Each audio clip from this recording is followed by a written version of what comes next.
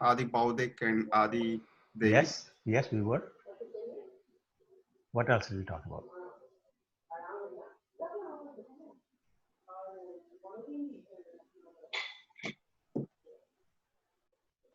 So the key point, obviously, that you were discussing before was that whatever we're thinking at the time of death is the body we will get, and therefore we should prepare for the time of death by remembering Krishna all the time.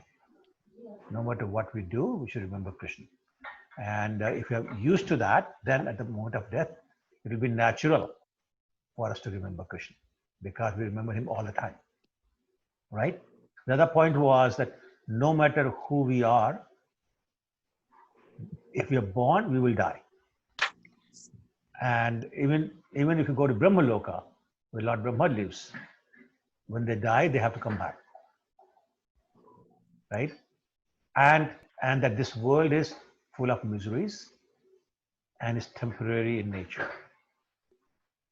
Okay, this sound familiar or? Yeah. Okay, good. Otherwise, I thought maybe I'm making it up. No. Okay, all right. So should we move on to chapter 9 then? Yep. All right. Okay. So chapter 9 starts with Lord Krishna informing Arjuna that he's going to impart the most confidential knowledge. It's the kind of knowledge that will relieve Arjuna of the miseries of material existence. And Krishna tells Arjuna that he will do that because Arjuna is his devotee. Remember, the 4th chapter said the same thing. Arjuna is his devotee and is never envious of him. Meaning that Arjuna trusts Lord Krishna's words and he has opened his heart to Krishna. And then Krishna calls this knowledge that he's about to give to Arjuna in chapter 9, Raj Vidya, which translated in English means king of all knowledge. Why? Why is it king of all knowledge? Because it summarizes all Vedic philosophies and is the essence of all wisdom. So it's king of knowledge because it is the sum of all Vedic knowledge, all Vedic philosophies, and essence of all wisdom. So, like Arjun, we all have a choice. What's that choice? We can choose to trust Krishna and his message, or we choose not to trust Krishna and his message. We receive Krishna's words from the scriptures and from Krishna's devotees. If we trust Krishna and his message and follow accordingly, then even the worst experience can become tolerable. And if we don't, even minor issues would seem unsurmountable. Both the trusting people and the non-trusting people appear to live, work, and play like the other. But while doing so, one is gaining freedom from the cycle of repeated birth and death, while the other is simply becoming more entangled in the material world and prolonging their stay in it. So, is it clear? If we trust Krishna and Krishna's words, like what's said in the scriptures, what we hear from the devotees, then we will get out of the cycle of birth and death from the material world. If we don't and act on our whims or based on what people who are not authorized tell us, we simply ensure our stay in the material world.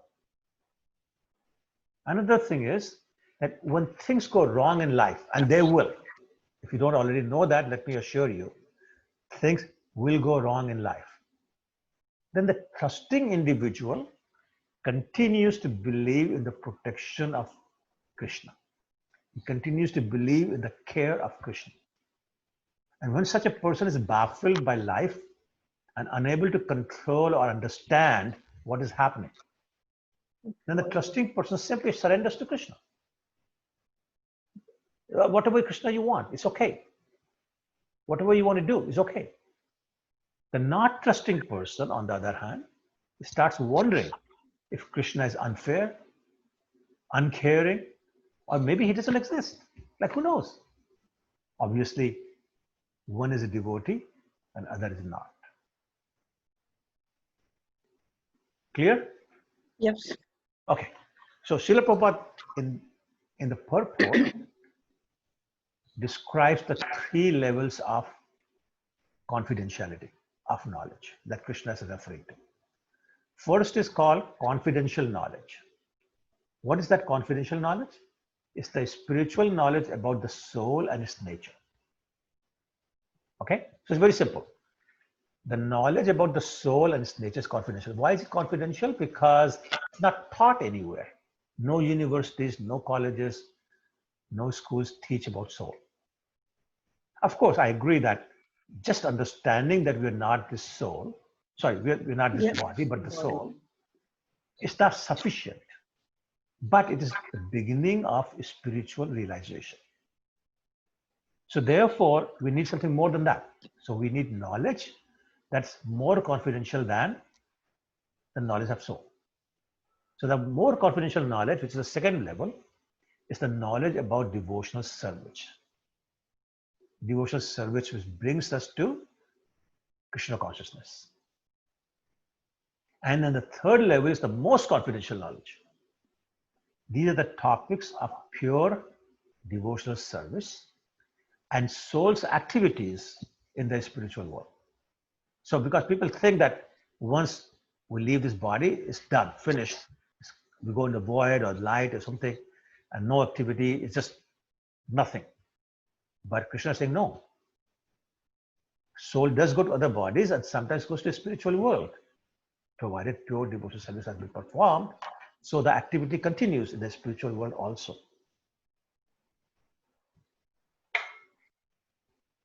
As I was saying, it's unfortunate that this is not taught in the colleges or the schools or universities.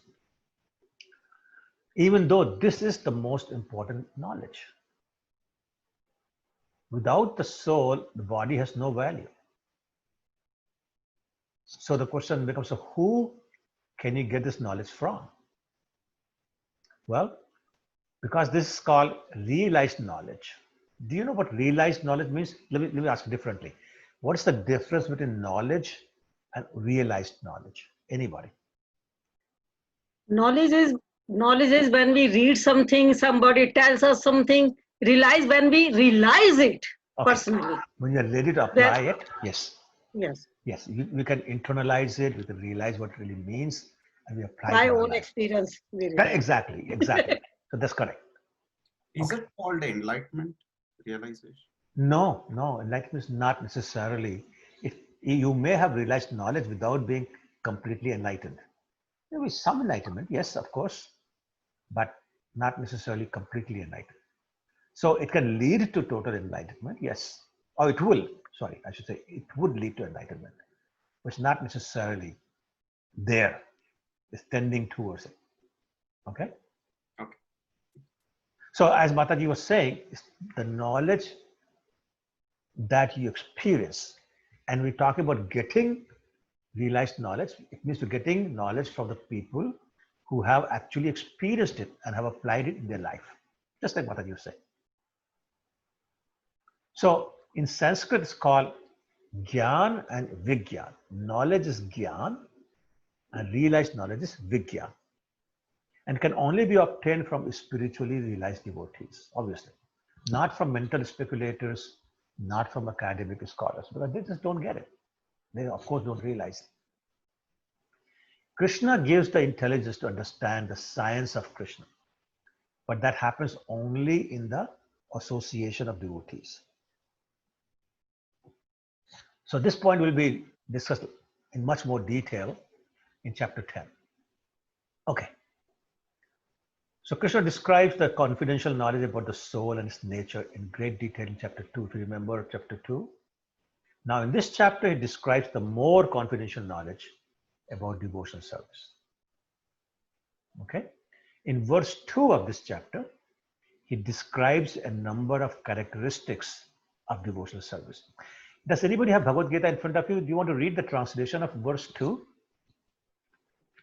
Anyone? I can read it. Sure, anybody, yeah. You want me to read the Just verse? translation, just English translation. The king of education, Mhm. the king of education, the king of confidential knowledge, the purest, this transcendental by direct experience, understood the principle of religion, very happy to execute everlasting. No, no, read the translation like full sentence, Okay, not the right. translation of the words, Yeah. the translation of the verse. Oh, sorry, I apologize. This Yeah. knowledge, the king Yes. Thank you. the most secret of all secrets. It is the purest knowledge, and because it gives direct perception of the self by realization, it is the perfection of religion. It is everlasting and is joyfully performed. Right. Yes. Thank you. Sorry about that. So a lot of things have been said. So I'm going to take one at a time. So devotional activity, Krishna is saying, is purifying, and it's the purest form of activity. Because devotional activity is not different from Krishna, and he's the purest himself. Therefore, devotional activity is purest form of activity. It burns all our karmas. It is transcendental, not material activity, even when it appears material. One can perceive the results of devotional service directly. A devotee chanting Hare Krishna Mahamantra purely feels transcendental pleasure and very quickly becomes purified of all material contamination. The method is so pure that by simply engaging in this process, one becomes pure. Srila Prabhupada describes the story of Narada Muni, who became a pure devotee simply from serving pure devotees and honoring the remnants of their prasadam. Next point he makes is devotional service, the highest goal of all religion. And Narada Muni again achieved his highest goal simply by associating with pure devotees as a child, even though he never studied the Vedas. So by associating, he was hearing what they were discussing. So the Shravanam Kirtanam, hearing and chanting part was going on. And that was the process that Muni was using to become so pure and achieve the highest goal of the religion. Then Krishna says, this process of devotional service is also a very happy one. It consists of hearing, chanting, eating prasadam, etc. Even the poorest person can perform it. What does Krishna say later on? We'll talk about this. Pattam pushpam phalam toyam. Just offer me a leaf, a water, etc. and he'll be happy. The four sons of Brahma, known as Kumaras, Sanat, Sanatan, Sanat Kumar, Sanandan, they became pure devotees simply by smelling the tulsi leaves that had been offered to the Lord's lotus feet. Next point Krishna makes is the devotional service is eternal and continues even after liberation, which is what I was talking about earlier. Unlike what Mayavadis, the impersonalists, believe, the soul never becomes one with God. The soul's existence never ceases to be. It retains its individuality and its service attitude because that's intrinsic nature of the soul. No one can understand Krishna by any other yogic process or any other process for that matter. Thus, the process of devotional service is the king of all education and the king of confidential knowledge. It's the purest form of religion and it can be executed joyfully. I have lost count of number of people who have come to the temple for the first time and commented to me that they cannot believe how happy everybody looks at the temple. People are dancing, people are chanting, even they're talking or when they're having prasadam, they just look very happy. And it's noticeable to the people who are not regular in the temple. Therefore, Krishna says, adopt it. Adopt this process of devotional service. Any questions on that? Like this is one of the most important verses in all of Gita. So again, it's talking about the more confidential knowledge. And very important we understand how easy it is, how purifying it is, and how joyful it is, and how everlasting it is. Like it goes with you. When you leave this body, your devotional credits go with you. Now Krishna takes his whip out and cracks it. In verse 3, he's saying that those who are not faithful in devotional service can never obtain him. And these people who have no faith continue on the path of repeated birth and death. So DS is devotional service, just acronym for devotional service, DS. Does everybody know what the BS is acronym for? B as in Bob. It's a very common term. Huh? Yeah, you said it. So my purport to this verse is, if you're not doing DS, you're doing BS. Simple as that. So let's do DS. Faith is the most important factor if we want to make progress in Krishna consciousness. And after reading Bhagavad Gita, one should come to the conclusion that one should give up all other engagements and adopt to the service of Krishna. Why? Because simply by serving Krishna, one can achieve all perfection, and everything is automatically taken care of. Actually, that's the definition of strong faith. If I serve Krishna, everything will get taken care of by Krishna. I don't have to worry about it. That's what strong faith is. Then we go to number 4, verse number 4. Krishna is saying, he pervades this universe. Excuse me. He pervades this universe with his unmanifest or hidden form. Hidden form in the sense that with our material senses we cannot see. And that all beings are in him, but he's not in them because he's separate, he's detached, and he does not interfere. So to understand this better, the example Prabhupada gives is like the sun. Just as the sunshine is spread over the whole universe, the energy of the Lord is also spread over his entire creation. And that is known as Brahmajyoti. And everything is resting in that Brahmajyoti. But just like the sun is sitting in one place, Krishna is in one place, himself, his personal form. But through his energy, is pervading everything. Every atom in the universe is pervaded by Krishna's energy, Brahmajyoti, as well as his Paramatma feature. So, by Krishna's will, the living entities and the material world manifests and unmanifests again and again. But being detached from all this, nothing is binding on Krishna. He remains aloof because all the work is being done by his many potencies. He's got many, many different potencies or energies. They do the work. He has think about this and work is done.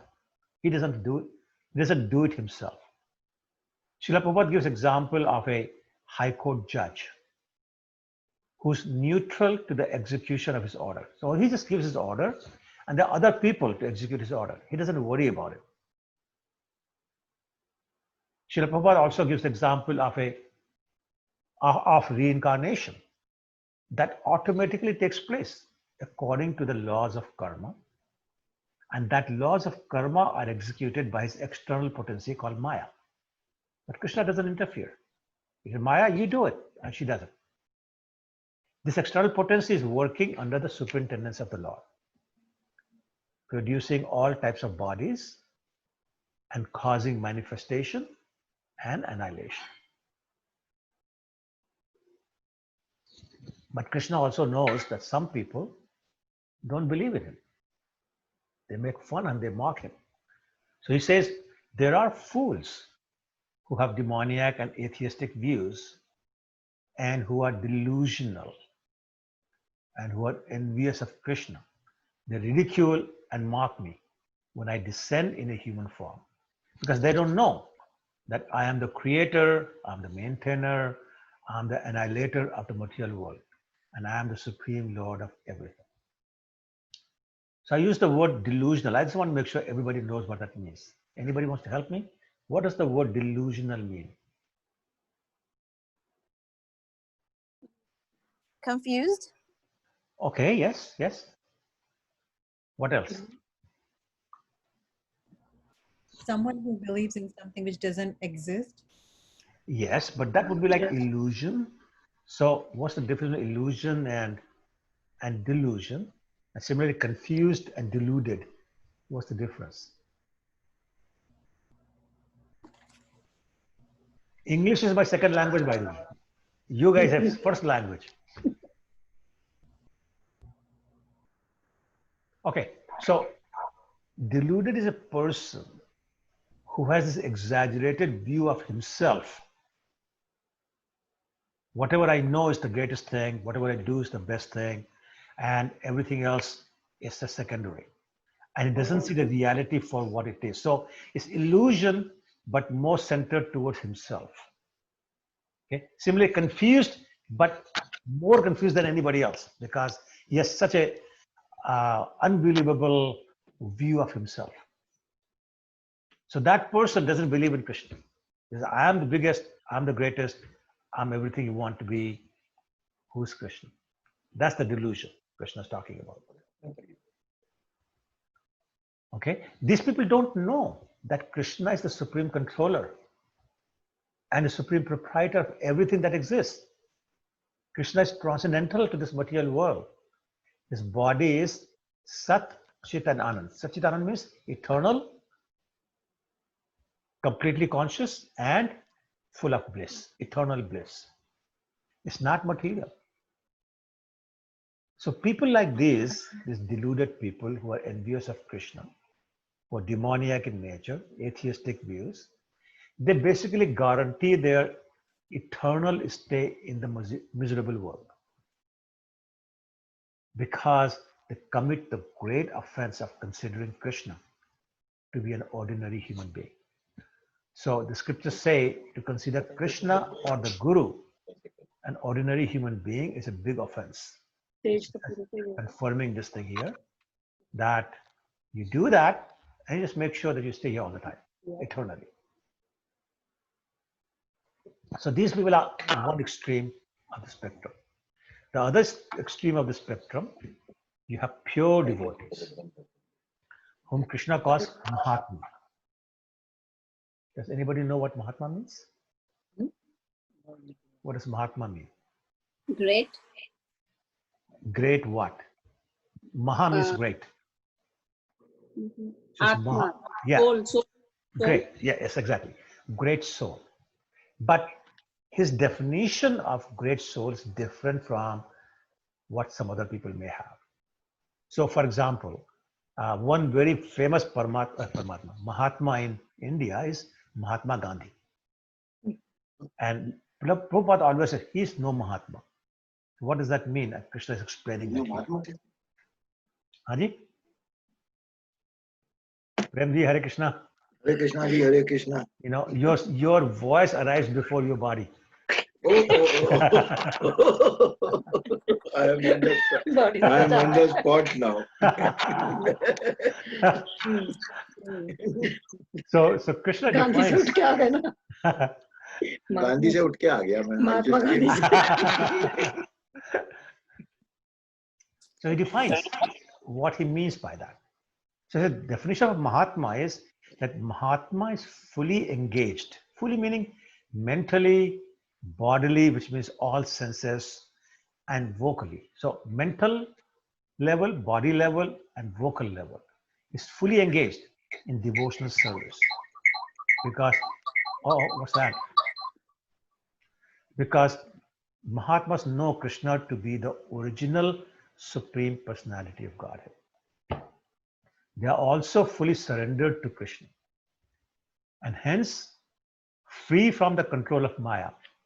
If you remember from chapter 7, text 14, Krishna said, if you want to get out of the control from under the control of Maya, just surrender to me.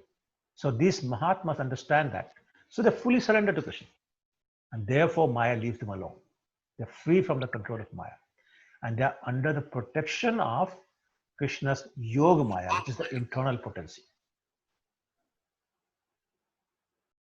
And they are not attracted to anything other than Krishna.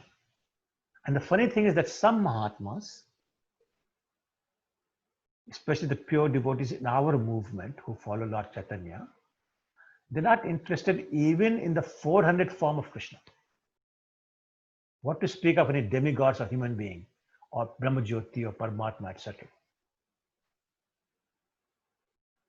They only want their Shyam Sundar 200 form of Krishna who's playing the flute, walking bare feet, wearing ornaments made of flowers, forest flowers, wild flowers, I should say. So therefore, according to Krishna, even the impersonalists or the yogis, not bhakti yogis, but other yogis, are not Mahatma. And these Mahatmas are, the bhakti yogi Mahatmas, are always glorifying Krishna's form, Krishna's qualities, pastimes, and holy names. They're always endeavoring with great determination to serve Krishna, bowing down before him and perpetually worshipping Krishna with devotion. And finally, they strictly observe all festivals like Ekadashi, Janmashtami, etc. And they continuously hanker for devotee association. These 5 characteristics of Mahatma are described by Krishna, and Prabhupada elaborates on that. Mahatmas understand that Krishna loves them and they want to be loved by Krishna. And Krishna wants to be loved by Mahatmas. Actually, Krishna himself I'm talking about, I'm not talking about his incarnations. Krishna himself does not come to kill demons. Krishna himself doesn't come to establish religion. He actually comes to enjoy his loving relationship with the Mahatmas, which is the pure devotees. And he invites them to join him in Golok Vrindavan after he finishes pastimes here. And that is the most confidential knowledge. Mahatmas worship Krishna directly, not indirectly. The other so-called devotees who worship Krishna indirectly, like worshipping themselves as Narayan, or a concocted form of God, or universal form like Vishwarupa, or demigods, etc., they're not Mahatmas. Any questions on that? Because this is another very important point. Who's awake? Everyone. Everyone, okay. No, it's okay. This is okay. Okay, no questions? All right, then I'll move on. Example of Mahatma. sorry? A few example of Mahatmas.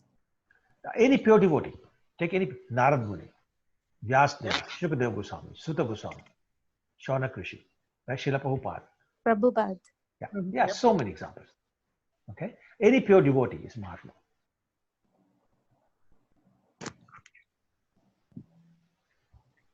Okay. Most of our Maharaj in ISKCON will come into that category. Yeah, that's right.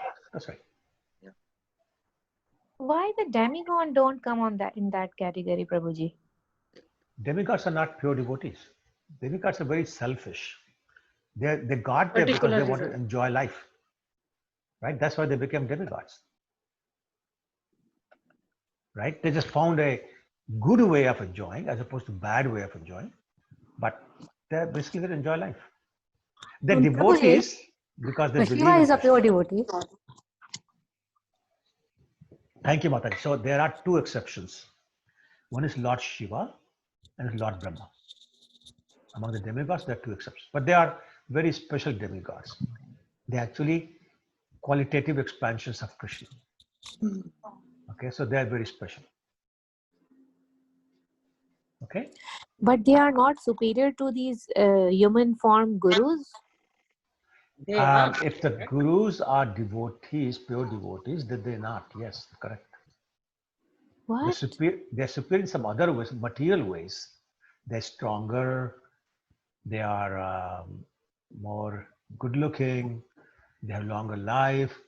They have more capability to enjoy life, but they're not as good devotees as some of these pure devotees.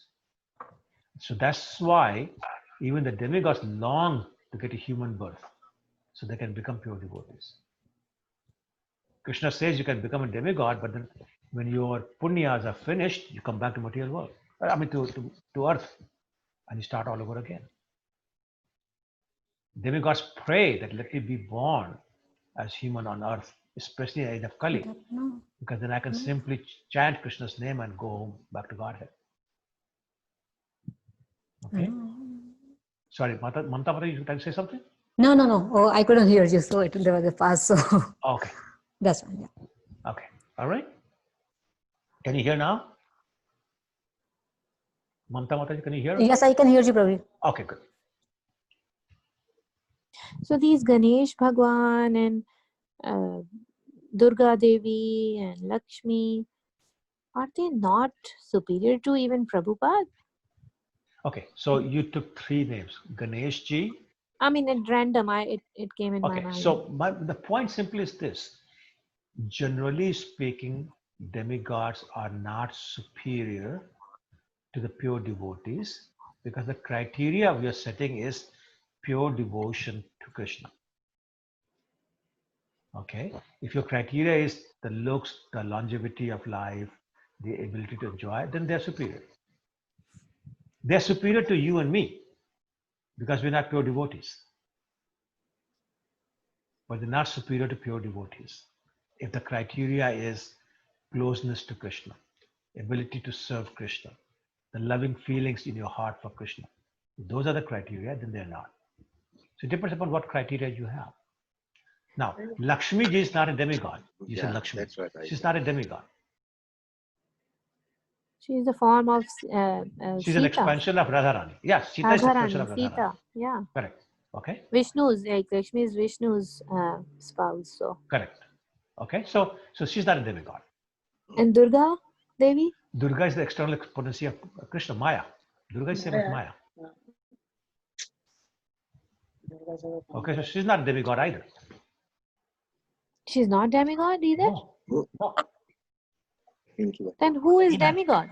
In her Durga form, she's a demigod, but as Maya, she's not. Then who are the demigods? Surya Bhagwan, Chandra Bhagwan, Prithvi Ji, Varun Devata, Garud Devata. Oh. And Ganesh Ji is also demigod. Correct. But Ganesh is also a very special demigod. But Hanuman Ji is not a demigod, he's a devotee. He's a devotee, correct. He was a devotee of Sitaram. Yeah. Okay. Does that make it more clear? Can I ask a question like? Rohji, of course, you can answer it also. No. I think he is the biggest devotee of Krishna actually. Who? Hanuman Ji. Ramji. Rama. Because he is the only one who appeared both times in the era of Lord Rama and also during Krishna's. Yes. So he was there both the time. So was Jambu. Yeah, so much. Actually, he was in Satyuga also when Lord Vamandev appeared. So, Okay. but anyway, but the point is that pure devotees are, by the criteria we are talking about, are superior even to the demigods. Very good. Okay? Oh, I thought that demigods are these other goddess and god. That was. It's a good thing you asked. So it's clear now? Thank you so much. Yes. Sure, you're welcome. Okay. So now Krishna is warning people who cultivate knowledge of Vedas and offer their sacrifices to the demigods. So what happens to them? They end up in heavenly planets. Obviously, some may consider that a good thing, right? What's wrong in being in heaven? Anybody? What's wrong? You still have a limited life and you have to come. Exactly, you have to come back. You haven't gotten out of material world. Heavenly planets are still in the material world. And as we were discussing before, you don't become a pure devotee by going there. You go there because you want to enjoy life, not because you want to be a pure devotee. Why do I get a sense today I'm confusing everybody? So why don't I pause and let you ask questions? So I just want to make sure this is very clear.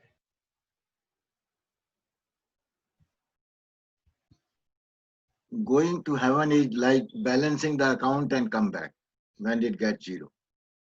Yeah, Like you That accumulated something, devotion. you go and spend it and come back. correct. When And you by the way, if you remember in 6th chapter, Krishna said, if you are a devotee, but you leave your body before you become pure devotee, then you go to heavenly planets and you enjoy life for a long time. You come back and Yep. an opportunity to start again. Yep. Okay. Yep. All right. Let's move on then. One question. Yes, go ahead. Can't the okay, let's devotees will go to the heaven.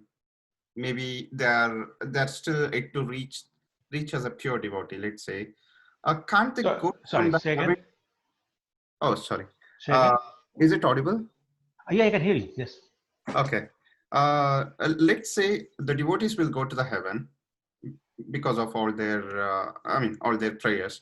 So they will go to the heaven and then they will come back and they'll get the rebirth after some time and they'll come back. That's the plan, right? I mean, that's the thing. Can't they go from heaven to Krishna's spiritual world? No. Because the pure devotional service is not performed in heavenly kingdom. Heavenly kingdom is designed to enjoy life. That's it. So is that mean whoever wants to enjoy, whoever will go to the heaven will always try to enjoy their life? That's the reason you go. It's like you don't go to a ski hill not to ski. Like, why did you go there in the first place if you don't want to ski? Right? So same thing, why do you want to go to heavenly planet if you don't want to enjoy? You don't want to go there and say, no, I don't want to enjoy, I'm a devotee. Yeah. Right? No, I was thinking about like, okay, we live for, let's say I live for next 5 years. So I'm still an aspiring devotee. Let's say I'll go to heaven. But after heaven, I have to come back. Correct. But if with the state of mind, like to become a pure devotee, if I go, will there be like a promotion cycle from heaven to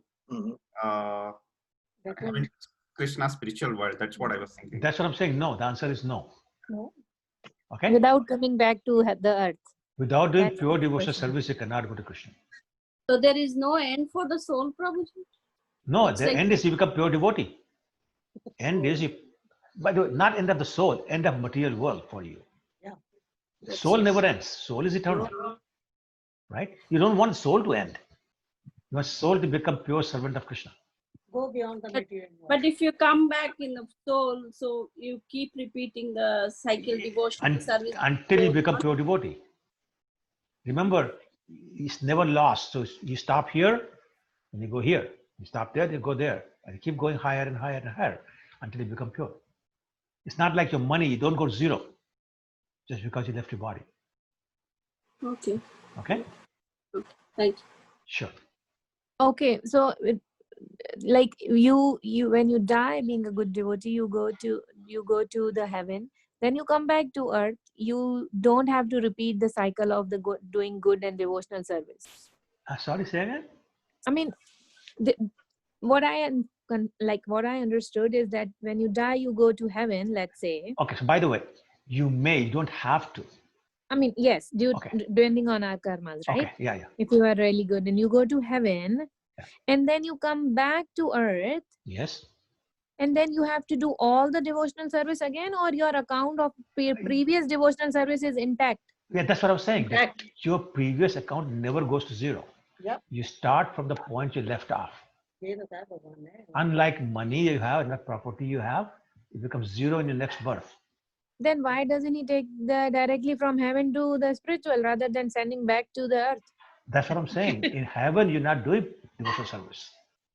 Visiting, hey? You're just visiting, having a great time. it You're is a a fun tourist. place. You're a tourist. You had a great time, you come back. And then all do again devotional service again, But and then when you die, you go to spiritual. Well, Do if you more become and more pure- again. If you become pure, Mata, it's not that easy. Yeah, it's not. That's what I'm saying. It's not. What if you come back on earth after visiting the heaven, you become bad? Exactly. And that happens. Yeah. But you still don't lose what you already collected. But who remembers that? Who has God, witnessed God. that? Krishna does. remembers. Krishna is still there. Yeah. Just like who But I, remembers your karmas? yeah, exactly. I don't know if I had been, visited the heaven or not. Who knows? I don't know. हमारे पास email आया था कि आप हो आए वहां पर. Is janam mein you are doing bad. I'm doing bad. Yeah, well, we all are doing bad, and that's the problem. But we are also doing devotional service. So even if you do 1%, that stays with you. And that's Yeah. the point. 1% never becomes 0%. Material things will become zero. Yeah. Devotional service never becomes zero. So next time you start with 1%, then you go to 2%, then you start again, 3%, 4%. You're making slow progress like that, but you never lose what you already collected. But if our karmas are so good that made us lead to go to heaven, why does it send it back to the earth to commit bad stuff in a human form? Because that's the law. You can stay in the heavenly planets only as long as your karmas allow you to. And then you have to Jitne leave. karma utne. Okay. Yeah, and then you have to leave. It's not a permanent seat. It's a temporary And then you seat. come back to earth as a human form or as any form? Most probably human form. Most probably. Okay. Yeah.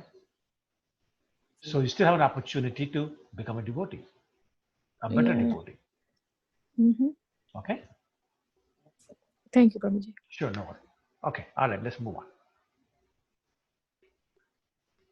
So actually, this is text number 21, I think, in 9th chapter that talks about exactly what Mataji is asking. So Krishna says in that verse that as soon as the results of pious activities are exhausted, you have to come back to the earth, and you keep doing this. And if you serve, if you do pious activities and you go to heaven, the same thing happens. And if you only do pious activities and you only serve demigods, then you never finish the cycle of birth and death because you have no devotional credits. And you keep revolving between the higher and lower planets. So, but you're still in the material world. On the other hand, one who's unable to live even for a moment without thinking of Krishna. So this verse 22 I'm talking about now. One who's unable to live even for a moment without thinking of Krishna, and is thinking of Krishna 24/7, being engaged in the 9 processes of devotional service, having only one desire, which is the association of Krishna. Such a devotee is helped by Krishna to achieve Krishna consciousness, and he receives Krishna's merciful protection from falling down to a miserable conditioned life. Yep. Now Krishna is protecting this person directly.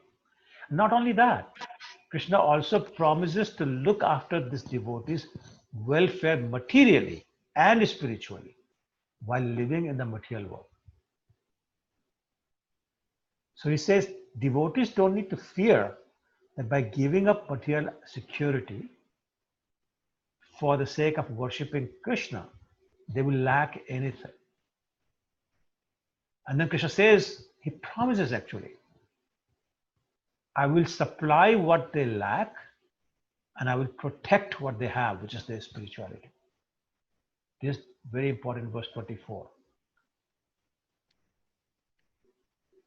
Okay, so Krishna is saying, I will protect what you have and I'll supply whatever you lack.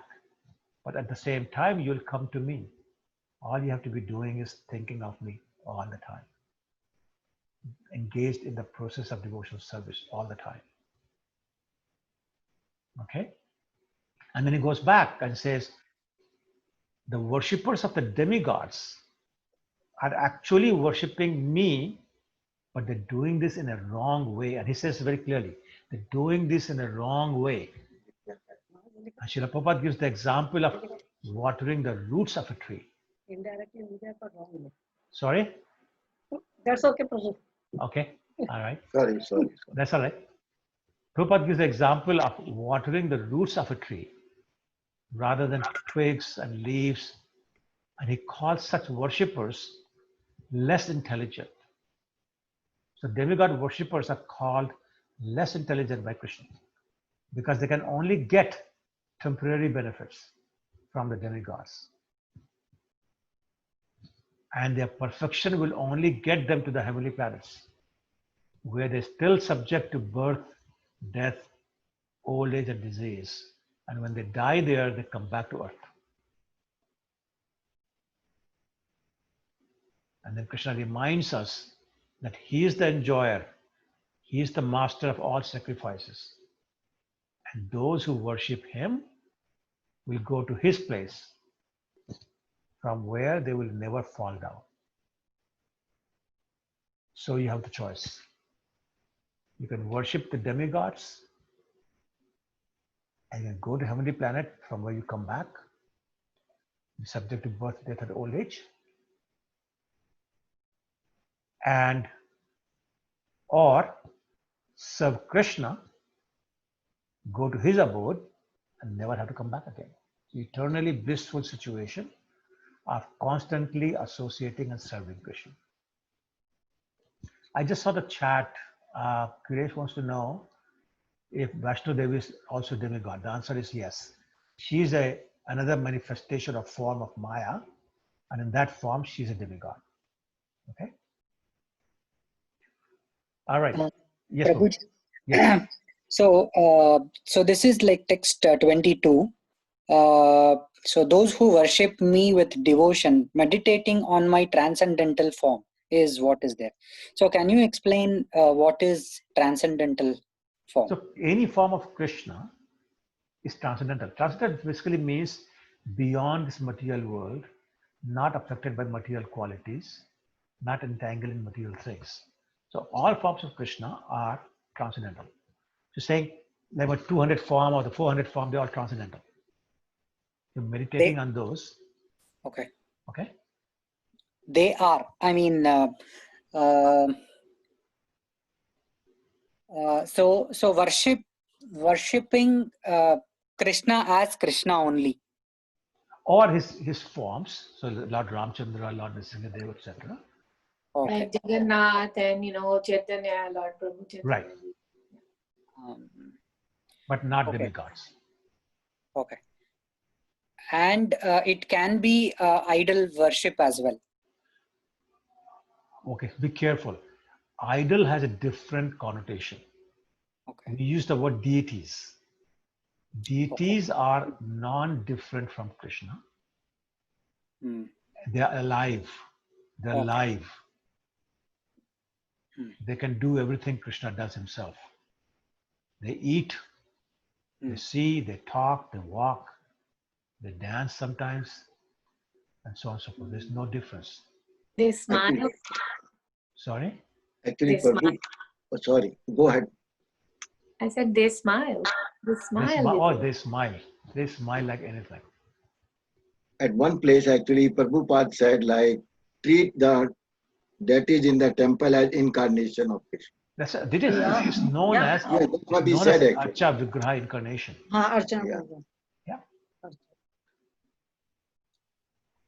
And like it can be, okay, only deities, like I mean photos are not considered, is it? Like, No, I mean, photos also.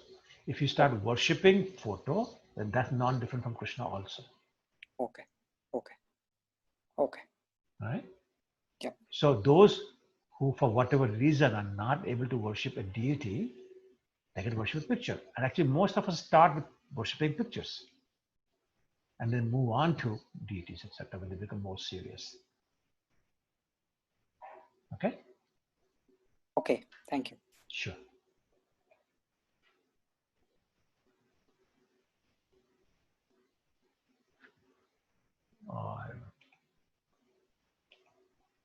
I don't know. This is Google doing something. I don't know. I don't know how to get rid of this. This is why blocking my screen.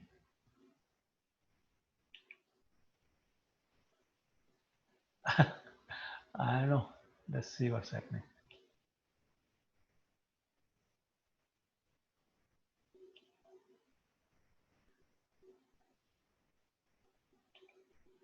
Okay, I don't know. This is blocking my whole screen. I can't see anybody.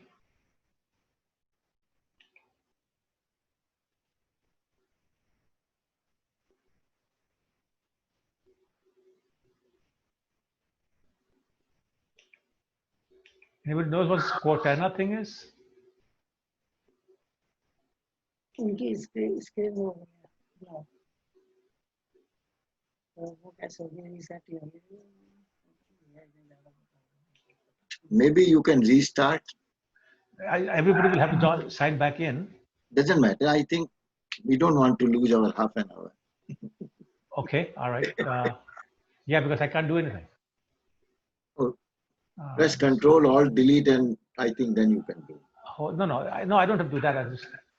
I hope I don't. Just give me one more second. Yeah.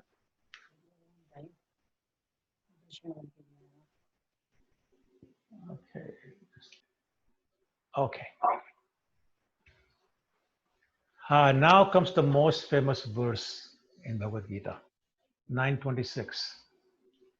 Patram pushpam phalam पत्रम toyam, पुष्पम फलम तोयम where he says that he will accept any offering when it is made with love, even if it's little water, a leaf, or a flower. Any humble, loving offerings of grain, vegetables, and fruits are accepted by Krishna. Isn't he cute? Isn't he cute? Yes. Isn't he? And He's so cute. Not demanding. not demanding at all.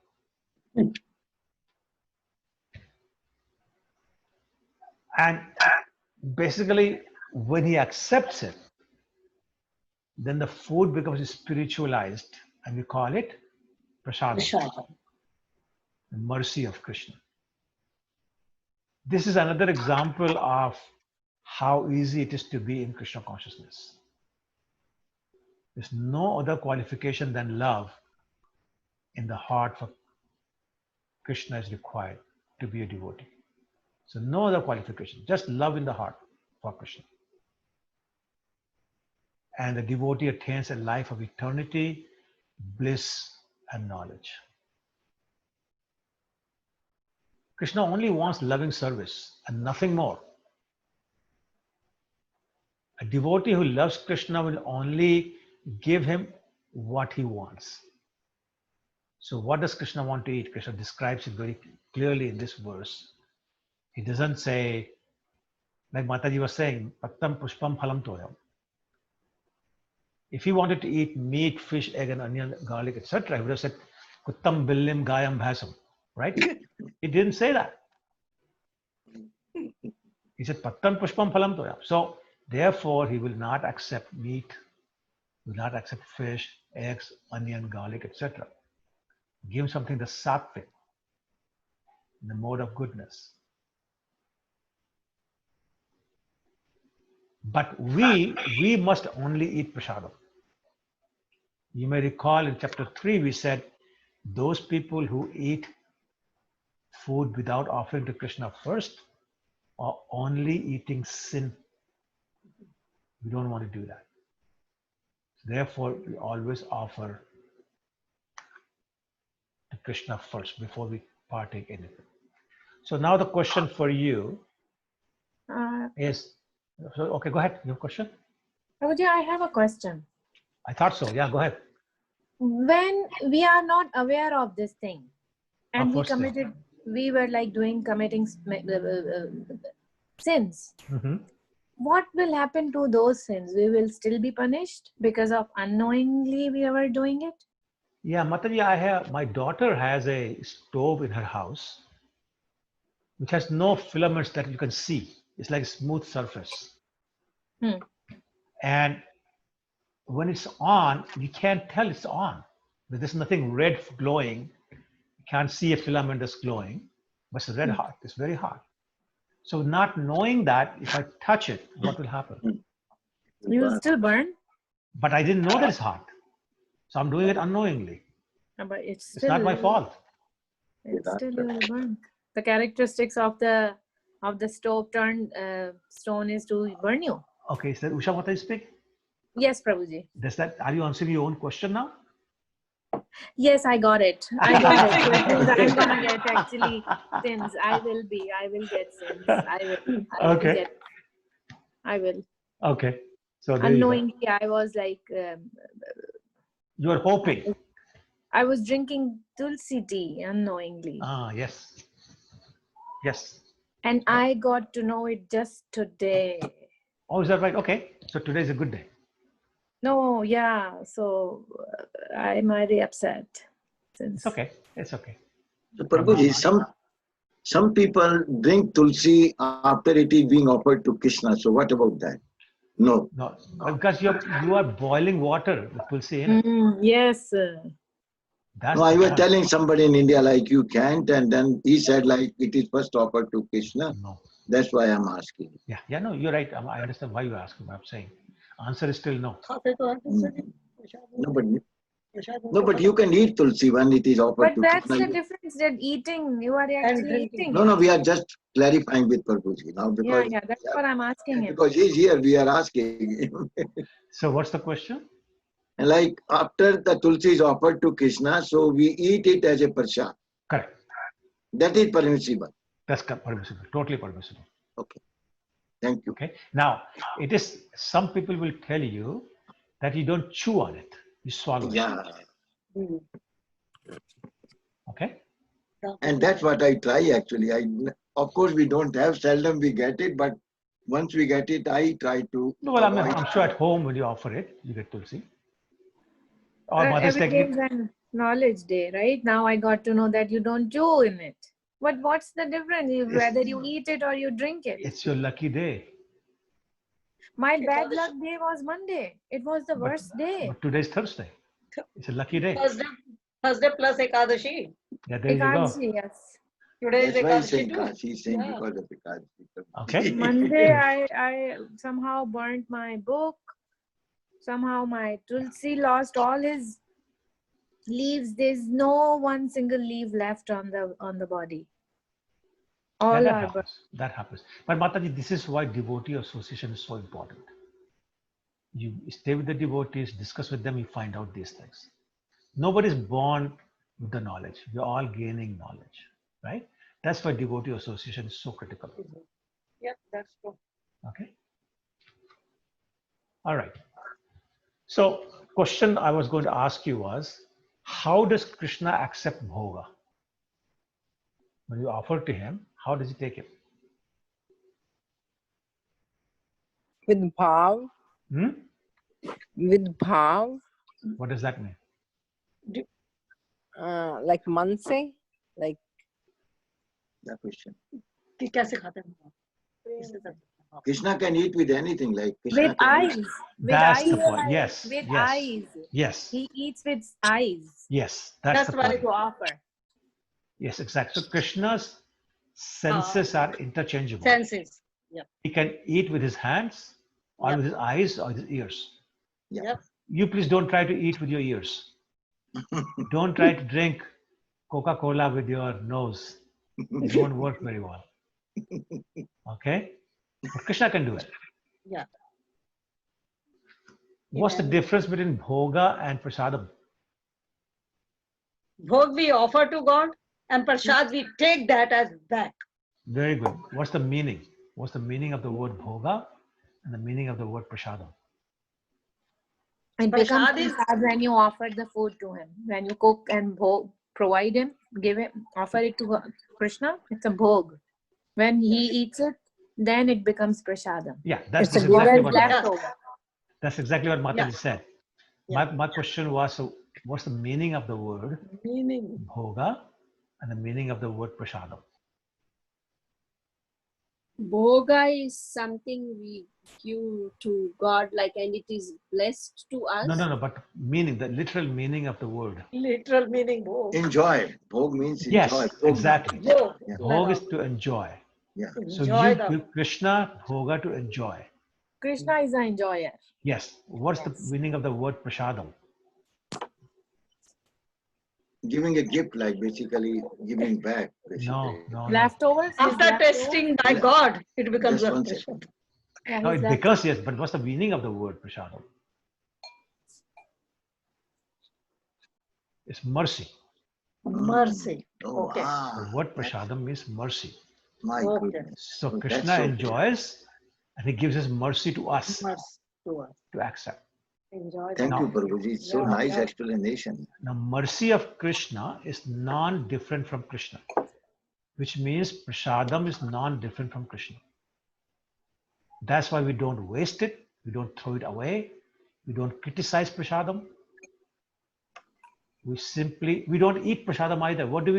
We don't eat prasadam. Technically, I'm speaking technically. We don't eat prasadam. What do? Chakna. No. Huh? I have no idea. No, we honor.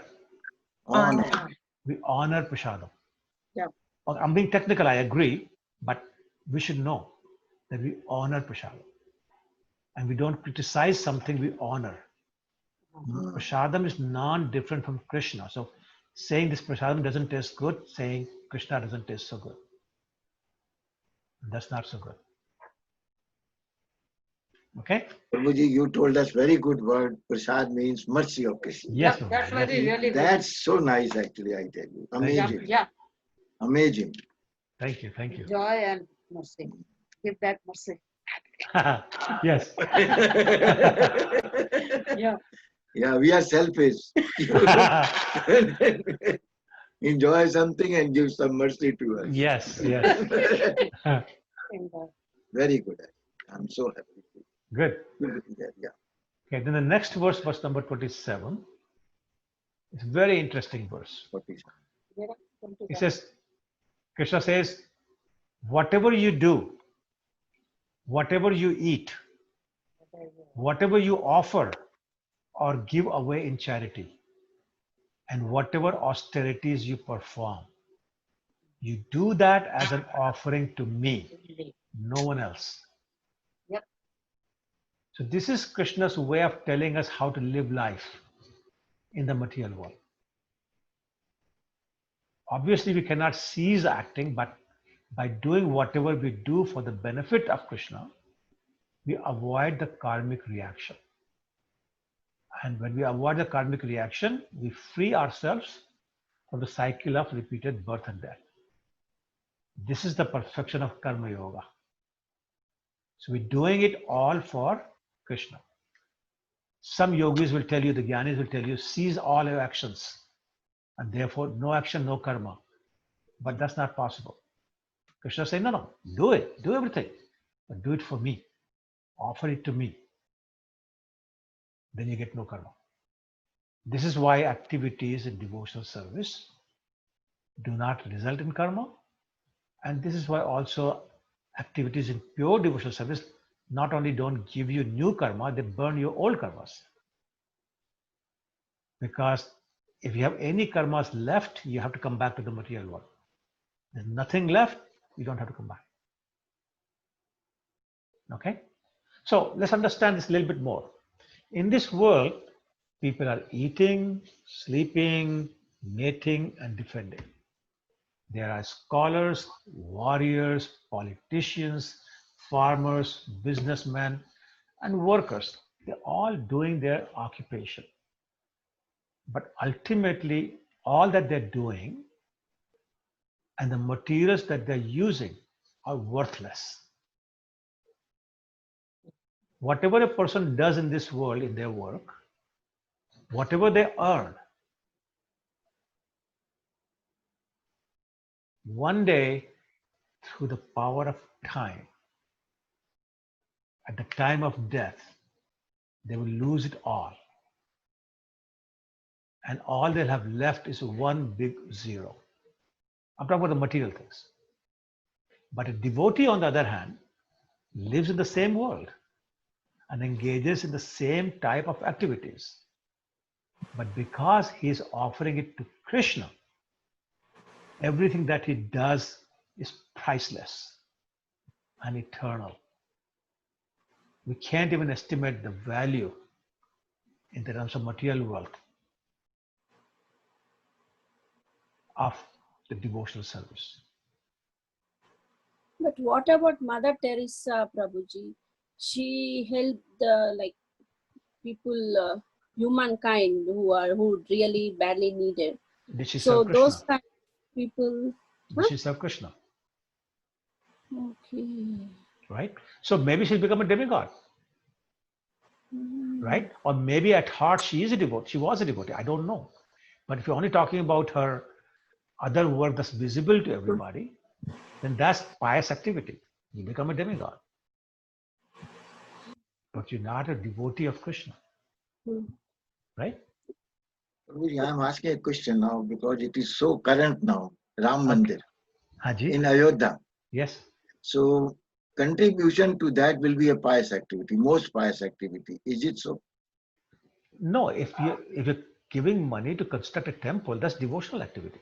That's not pious activity. You give it to Lord Ram. It's a it's a pious, it's a devotional service. Actually. Sorry, like Yes. I worded it wrong. Actually, I meant to say it's a devotional service. Then you were right. Yeah, because this is the most current topic, and I think we are lucky. Like we all of us got this opportunity. Yes. Devotional service. Yeah, Yes. that's okay. Okay. So these two verses, 26 and 27, Krishna. I'm sorry. I have a question. Yes. Actually, Namrataji brought the point of Mother Teresa, right? Is servicing to other people is not a devotional service? You tell me, is it devotional service? If you serve a human being, is it devotional service? Yeah, we are doing something good. Good is It's pious. not devotional. Good is pious. Yeah. It's not to Krishna. Serving not, she's not serving Krishna to Krishna. or his devotees. It's the- Krishna or his devotees. If you serve them, it's devotional service. If you just serve any Tom, Dick, and Harry, then it's pious activity. And not always pious activity. So let me tell you, you see a man on the street very hungry, and you give him $20, say, go buy yourself lunch. He says, thank you, sir. Goes away to a cafeteria and buys a beef sandwich and a coffee. Or maybe goes to a bar, buys a beef sandwich and a beer. Now, what kind of pious activity have you done? Nothing. No, it's worse. It's actually you get bad karma. You share that bad karma of eating beef. But it was his choice to do it. No, We gave you it are, a good intention. you become a partner. It doesn't matter. You become a Hey partner. Bhagwan, this is so Give unfair. him prasad. Yeah. So we Give him gave prasad. a good intention. She's right. God, Doesn't matter. Krishna should see our intention. You go and complain to Krishna. He's saying, give him prasadam. Krishna is saying, give him prasadam. Bring him to the temple. Let him eat. Yep. There. Okay, if we give One it, day, hi Prabhuji, a druggie was asking money. I'm sorry. from me. I'm sorry. One of the, like a beggar here, drug or whatever, he was asking, for money to me. And I was like, okay, I was standing at that time in a fruit shop, and I was like, are you hungry? Okay, I can buy you fruit. You want the fruit? I can buy you bananas and all. You can munch on them. He said, no, Exactly. give me money. And Exactly. I said, I'm not going to give you money. At that time, I did not know that he's going to buy beef. I only knew that he's going to buy the drugs. So to prevent that, I said, I am not going to give you money. I was literally standing and arguing with the druggie, and I'm not giving you money. So good thing. Good thing. You got lucky. I always them like either buy them a food or I don't give the cash. That's right. That's right. I've had the same situation where somebody refused to take my money. As a matter of fact, he got angry with me. He says, everybody wants to give me money. I want food. And so clearly I know that what he wanted to do with the money. So therefore you become a partner. I have a question. Prabhuji, I have a question. Who's this? Like how Sonia. is Prabhuji? How, like, I agree, like when we serve meat to someone, it's a sin. But what about the onion and garlic? Because we don't eat onion and garlic, but sometimes we go someone's house and sometimes we feed our kids, like, any onion or something like that. So is this sin too? Well, so eating onion is not sin, but it will ruin your consciousness because food in mode of passion. So in mode of passion, you cannot serve Krishna very well. But what if you can? While But eating you and you can't, still because can. consciousness becomes affected by what you eat. If So we feed someone, like someone, you're feeding somebody. So again, it's not same as him eating beef. But if you give him some money and he buys something vegetarian with onion and garlic, you've not helped his consciousness, right? And garlic is actually mode of ignorance. I don't have time to get into the story today, but one day we'll tell you that garlic has its roots in beef. Oh. Yes. My God. Oh. And I'm being recorded, so I cannot tell you a lie. So. No, if you were not recorded, you could still. No, I'm joking. I'm just joking. Prabhuji, yes. The karma food which like it's going on from the ISKCON, we do the karma food supply. So we take the food, we give the homeless people the food and all. I hope not food. I hope prasadam. Sorry, yeah. No, Prasadam. Big difference. Yeah, okay. Prasadam. So we give them and they don't like it and they throw away in the dustbin or in the garbage or something.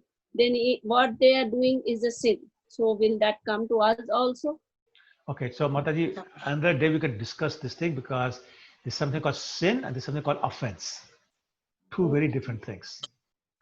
So we'll get into that discussion and we'll explain that you're not getting sin from this, but there may be a little bit of offense. Not a lot, but there may be some offense with that. Okay, Prabhuji. Thanks. All right. Okay. So in these two verses, Krishna is teaching us the art of living. In chapter 8, Krishna taught us the art of dying. And now he's talking about art of living, which is learning how to make every activity of a life an offering to Krishna. Every activity of life done as an offering to Krishna. Krishna says, if you offer me fruit, flower, or a little water, but if it's offered in devotion, I will accept it. So think about it. What's the value of a flower? When fresh, it's not worth that much, maybe 50 cents, maybe $1, not much more than that. But after a few hours or maybe a few days, what's the value of that flower? It withers and nobody wants it. Zero value. It has practically zero value. And when it's fresh, it's got very small value and absolutely no value after a few days. So what's this art of living that Krishna is teaching us here? He says, take this little simple flower, which is worth so little, like 50 cents, $1 maybe, and offer it to me. With love. With love. Then that offering is worth more than billions and trillions of dollars. And the value of that offering can never be lost in all its eternity. He says, same thing, offer me some water. What's the value of water? You can get a water basically free anywhere. Even if you buy bottled water, it's $1 or $2, not much more than that. Right? But if you offer that water to Krishna in his spirit of devotion, then that offering has unlimited eternal value. So this is the art of living, learning how to make this simple human form of life and utilize this useless body and the resources of this world and offer it to Krishna.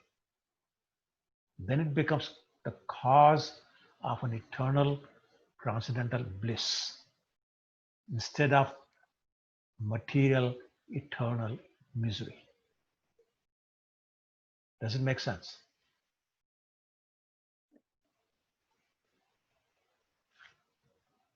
Yes, no? Made sense? Yes. So offering increases the value.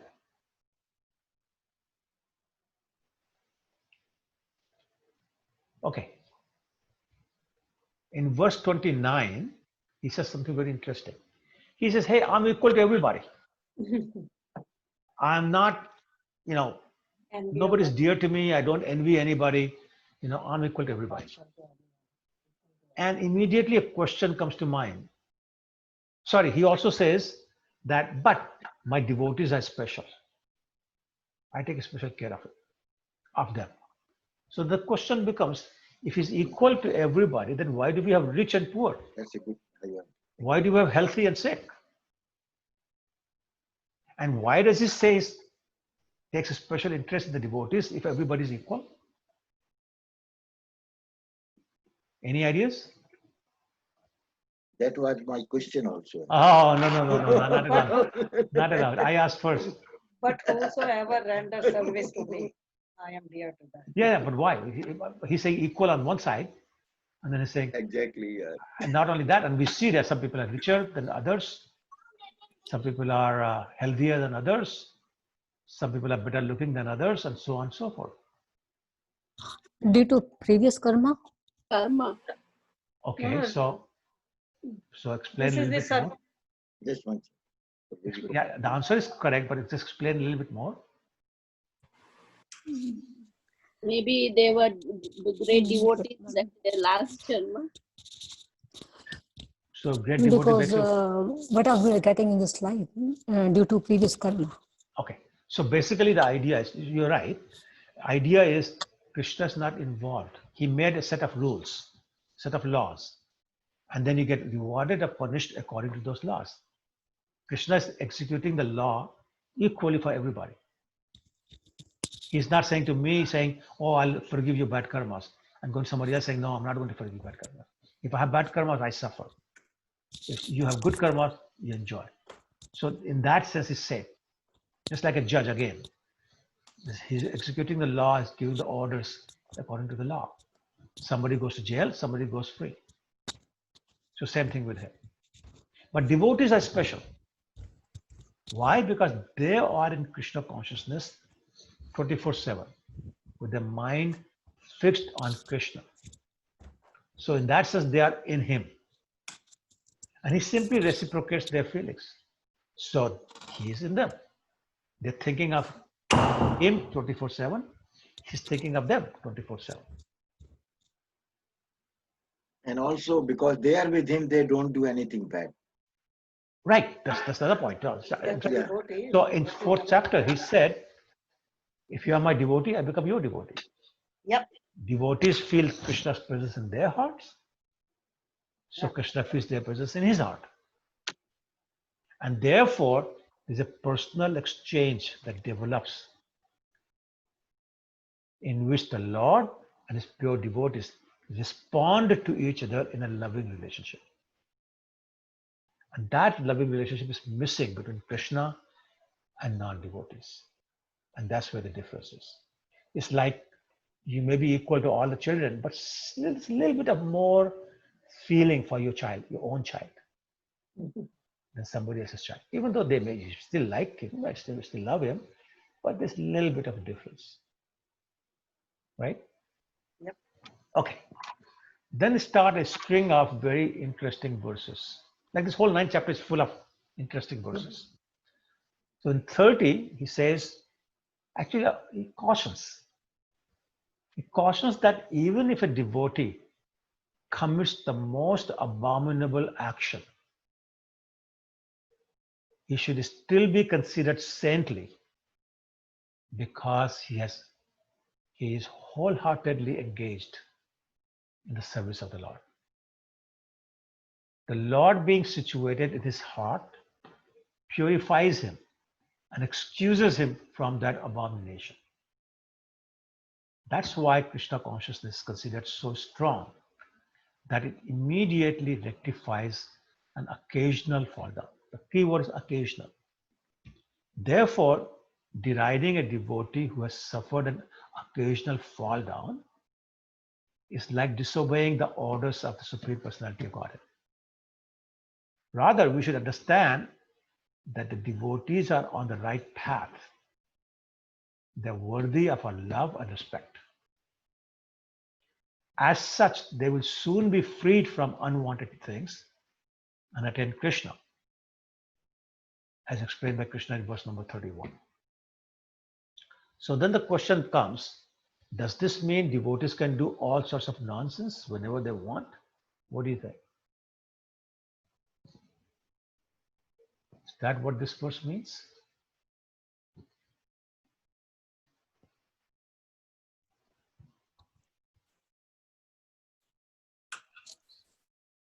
No. Then what does it mean?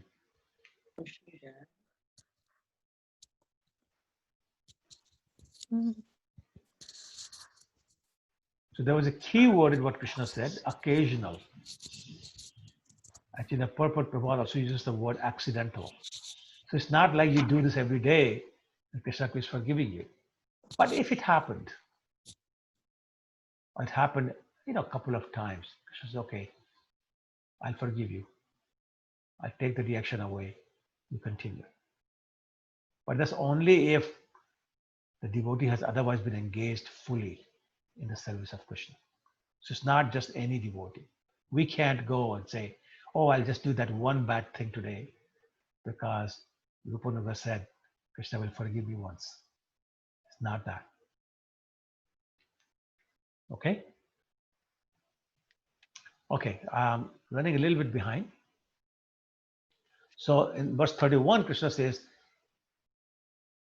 that this fallen devotee, who had this occasional fall down, quickly becomes righteous and attains lasting peace. As in this verse, another very famous line is quoted by Krishna. It is urgent to boldly declare that his devotee never perishes.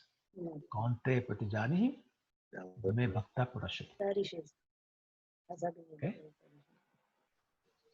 In verse 32 and 33, Krishna is assuring Arjuna that anyone, regardless of their gender or varna, which is the social class of Brahman, Kshatriya, Vaishya, Shudra, they can attain the spiritual world.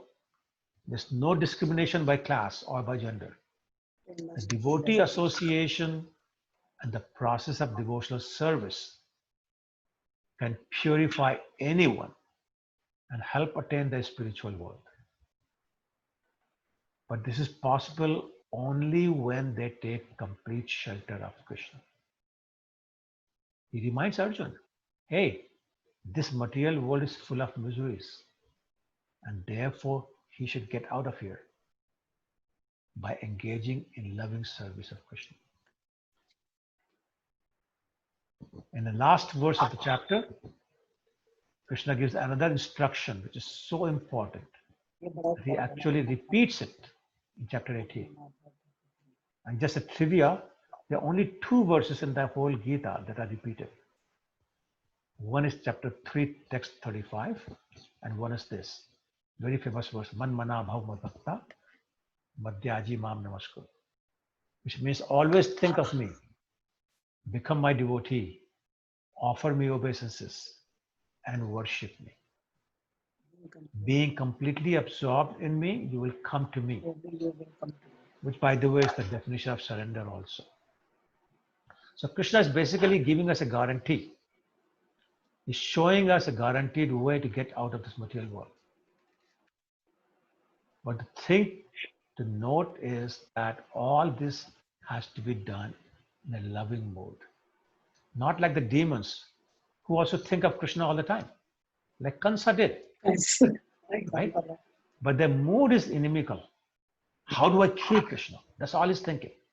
He's thinking about Krishna, but thinking about how do I kill him? No, it has to be in a favorable mood.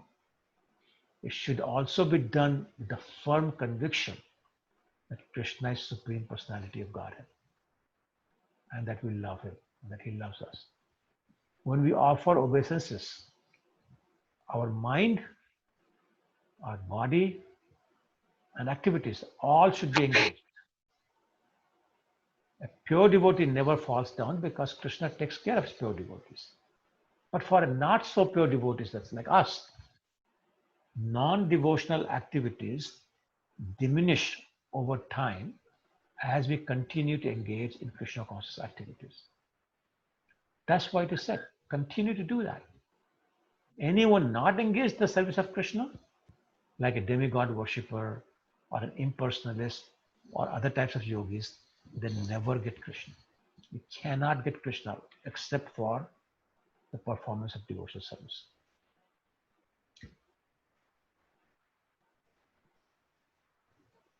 If you can simply remember how Krishna is teaching Arjuna and Arjuna is hearing, if you simply remember that picture, I mean, you've seen it all on the covers of all Bhagavad Gitas, with Arjuna sitting down, listening to what Krishna is saying. Just remembering that picture is sufficient. We don't have to become a learned man to be able to argue with some other learned man. I mean, if possible, we can do that, but it doesn't make any difference if we cannot argue with others, or if we cannot teach very nicely Bhagavad Gita to others. Simply remembering a picture like that, Krishna is talking, Arjuna is listening attentively. That is perfection. If we simply think of Krishna, that's our perfection. Padma Purana says, Smartavya Satatam Krishna. Always remember Krishna, never forget Krishna. That's the injunction. And in Nectar of Devotion, Rupa Goswami says, that's the one injunction which is superior to all other injunctions. Every other injunction is subordinate to that injunction. What is that injunction? Always remember Krishna, never forget Krishna. So we have to think of Krishna all the time. That is our samadhi. That's our meditation. That's the perfection of yoga. So one who has learned to think of Krishna all the time, that person is already on perfectional stage. If someone can come to the understanding, Krishna, whatever you like, you do. I'm surrendered. And that person is not required to undergo any austerities or penance. His everything material is finished. And if he does not come to this stage, then his so-called scholarship is all nonsense, useless. So it's not a choice. One has to come to this stage. We can talk about the gopis. They were ordinary cowherd girls. Their parents were ordinary villagers, just keeping cows. That's all they did. What was their education? They were not Vedantists. They never studied Vedas. But they learned to love Krishna. And that was their qualification. And Chaitanya Mahaprabhu certifies that there's no better worship than that which was contemplated by the gopis. They did not know who Krishna is. They did not know Krishna is God, but they loved Krishna. That's all. They loved Krishna. Not because Krishna is God or Krishna is somebody great. No. They just had this natural affection for Krishna. They could not even spend a moment without seeing Krishna. And that was their qualification. And that is Krishna consciousness. And that is what Krishna is talking about in this verse. So one has to come to perfect Krishna consciousness somehow or the other. When we speak to somebody about Krishna, we also hear Krishna. When we speak and hear about Krishna, we remember Krishna. Remembering is thinking. So in this way, 24/7, whether awake or sleeping, let's always think of Krishna. That is perfection. The chanting of Hare Krishna Mahamantra means always remembering Krishna. Hare Krishna, Hare Krishna, Krishna Krishna, Hare Hare, Hare Rama, Hare Rama, Rama Rama, Hare Hare. I'm cooking for Krishna, I'm typing for Krishna, I'm going to preach for Krishna, I'm distributing books for Krishna. Whatever I'm doing for Krishna. In this way, we always remember Krishna. That's all. That will make us perfect. I have a question. Yes. Sorry if it's wrong. Oh, by the way, sorry, I Yes. just wanted to say it's 9:40, so if somebody needs to leave, please feel free to do so. I'm sorry I ran out of time today, but go ahead. Okay. you're saying that gopis used to love Krishna. Okay. Love is of two kinds, you can say, Prabhuji, in my sense. One is devotional and the other one is like, what do you say that? Prema, moha, affection, something, Prabhuji. The other love. So this It's not love the and this devotion. lust, what you're talking about is Lust, love yes. and lust. Yes. So we're talking about love. Love is for the other person, not for selfish reasons. So gopis loved Krishna, not lusted after Krishna. But they didn't knew that he was like God or anything. So Correct. That's why there was no maybe selfishness.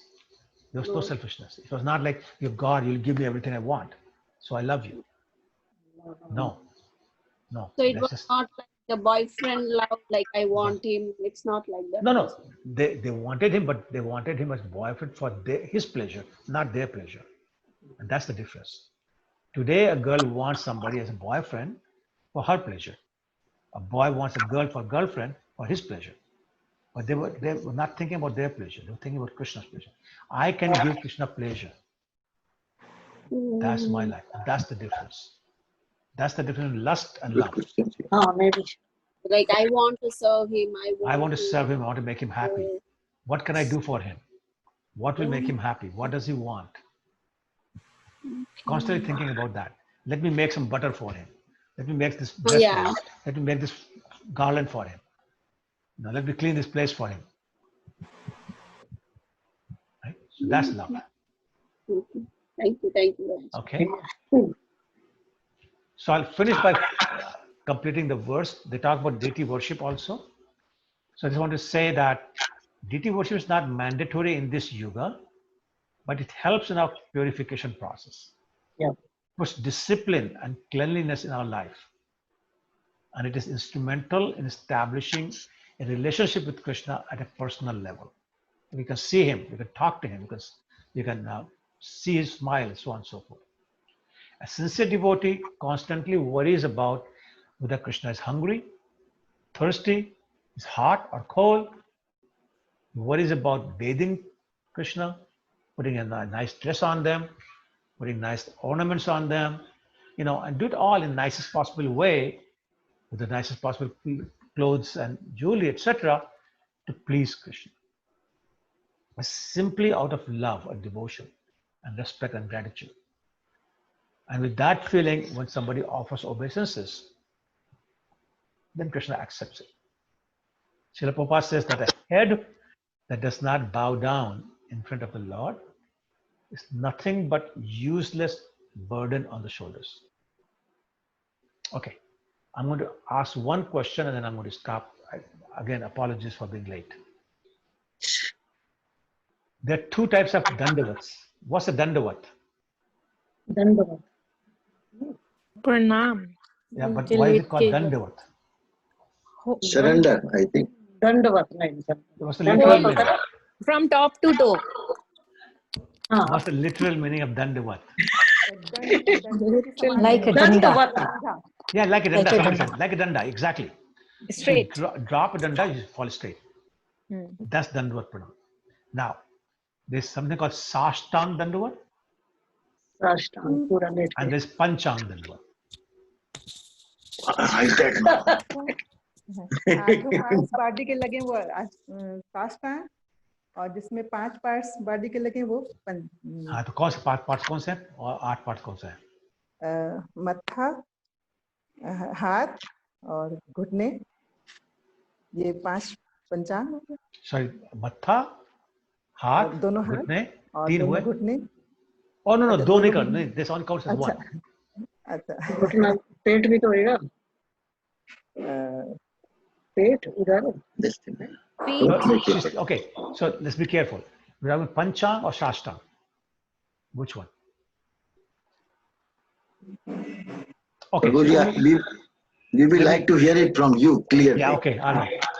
So, first of all, ladies are not allowed to do sashtang dandavat. So you don't fall, you do panchang pranam. You don't do dandavat. Ladies are not allowed. So sashtang Men are allowed, actually recommended they do that. So the 8, asht means 8, ang means limbs. So Shashtang basically means offering obeisances with 8 limbs. So what are they? Feet, that's 1. Thighs, 2. Chest, 3. Forehead, 4. Hands, 5. Okay? Then mind, speech, and eyes. So what does that mean? It means, how do we use the eyes? It means see him, see the deity first. And what's the rule for seeing the deities? There's a rule for that too. How do you see the deities? From the feet, waist, and mouth. Okay, Yes. so yeah, feet, then slowly go up. Shins, knees, thighs, stomach, chest, and then the face. So you go from bottom to top. So you see them before you offer your obeisances. Then from your mind, you're focusing the mind on the lotus feet of the Lord. And from his speech, you're doing the pranami mantra. So it's not just simply going there and bowing down and getting out. It's proper way to do is all those 5 bodily limbs and these 3 things. 8. Lying down like a rod, you're engaging these 8 limbs. And that's Sashtang. Now Panchang, which women are supposed to do, is knees, hands, forehead, mind, and speech. Now that doesn't mean they can't see, they can see also, but those are the 5 involved in offering Panchang Pranam. And the reason ladies are not allowed to do Sashtang is that because they give birth to the babies, they carry a baby in their womb, their stomach, and because they feed the baby, their breasts, they're considered holy places, sacred. So sacred places do not touch the ground. So they don't touch their middle portion to the ground. Hence Panchang Pranam for the ladies. And for gents, it's Sashtang. Okay, is that clear? Yes, no? Yes. So Shashtang and Dandavat is the same thing, right? Yes, yes. Okay. Yeah. And in ladies, it's knees, hands, and head. Forehead? Forehead, knees, and hands. Hands, correct. That's how we do. And then mind and speech. So mind and speech is common because you must be focused on the lotus feet of Krishna or whoever you're offering, because otherwise it's not really pranam. If you're thinking about your son or your husband or wife, then it's not pranam. The focus must be the person whom you're offering your obeisance to. Okay?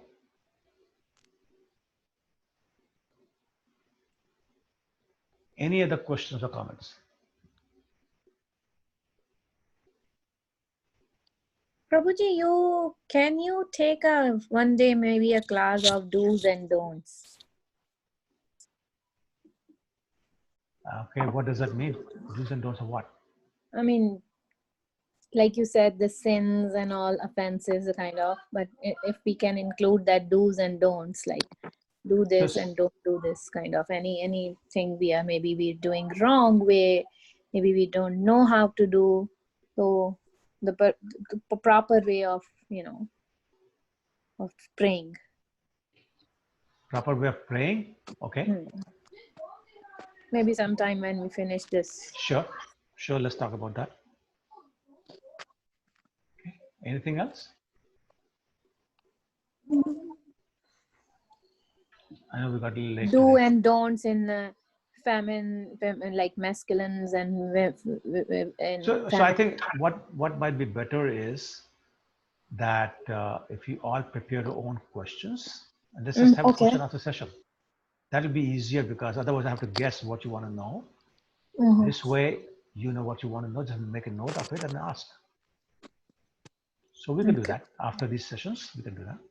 Sure. Okay. Thank you so much. Sure. Anyone else?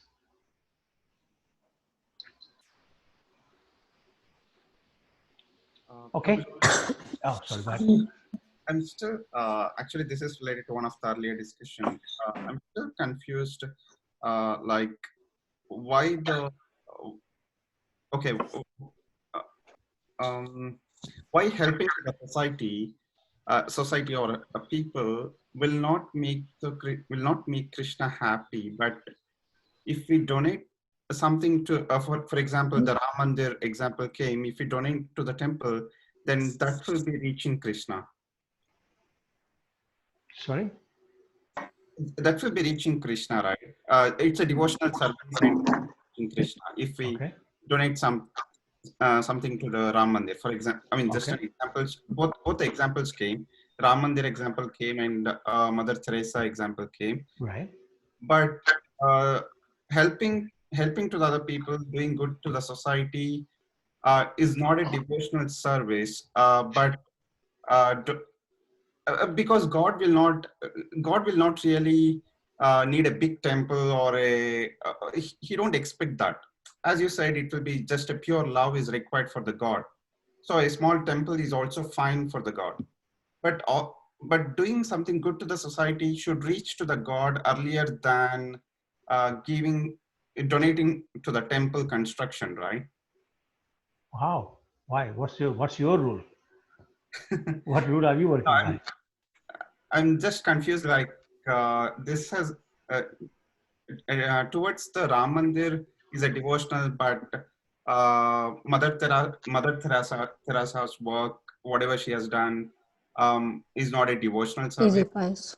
So what is the definition of devotional service? Let's talk about that. What do you think is the definition of devotional service? Please help us. Yeah, I mean, we are talking about Krishna, and towards the Krishna is the devotional service. I mean, whatever we do, whatever taking prasadam, all those are devotional service.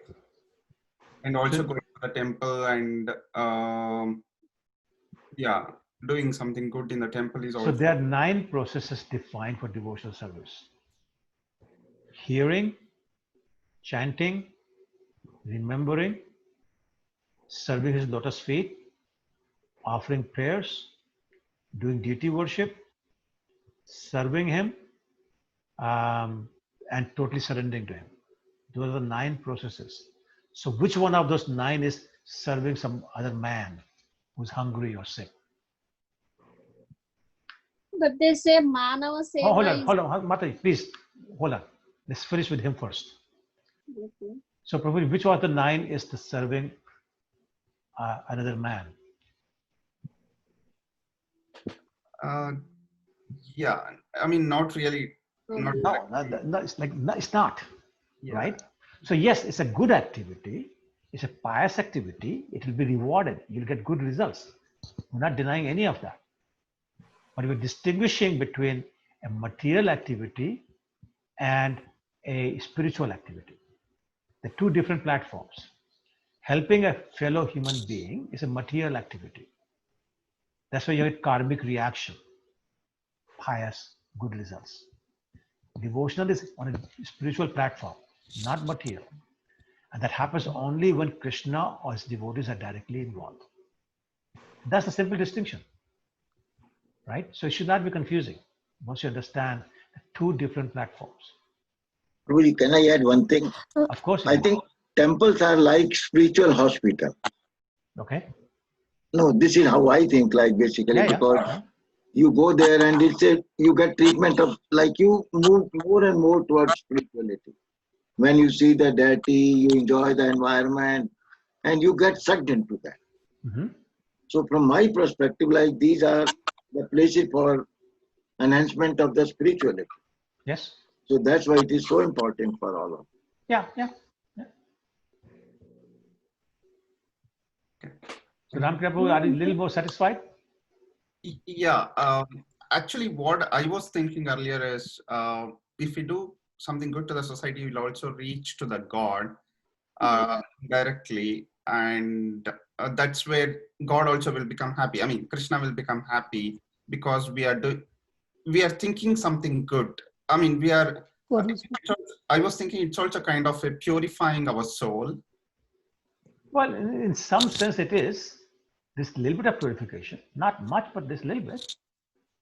Pious activities are good, but they're good, but they'll keep you in the material world. Because you get good results, you have to come back to enjoy it. Okay. Right? You okay? Prabhuji. Okay. Namrata Mataji, you were saying. Yes, Prabhuji, when we give donation to temple, some people, they're not doing devotion. Sometimes they say that if this will happen, I'll give him temple donation or something like that. That's not a devotional service. Okay, so that's a very good question. So Mataji is saying, you give to Ram Mandir, as Prabhuji was giving the example. And the person who gets the money spends it on his own himself. And he goes and buys some meat. Let's make it really dramatic. Right? So then now what? Is it devotional or is it karmic? Right? So here's the other beauty.